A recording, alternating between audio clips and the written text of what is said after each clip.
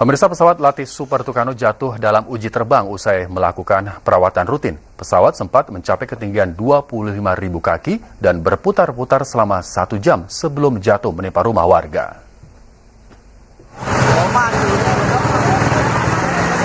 Jatuh saat melakukan uji terbang sebelum akhirnya menimpa rumah warga. Seorang saksi mata menyatakan pesawat sempat berputar-putar sekitar 1 jam sebelum akhirnya menukik jatuh. Kalau jatuhnya sih nggak tahu, cuma pas tadi kan aku lagi di kosan itu tiba-tiba ada suara pesawat.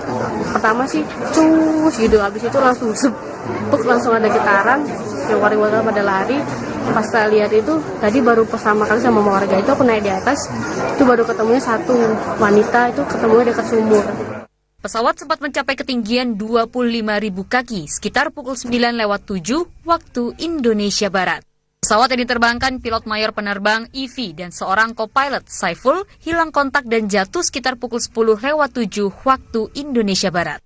Pesawat latih buatan Brazil itu akhirnya ditemukan di pemukiman penduduk di Kecamatan Belimbing, Kota Malang, Jawa Timur. Tim Liputan MNC Media melaporkan.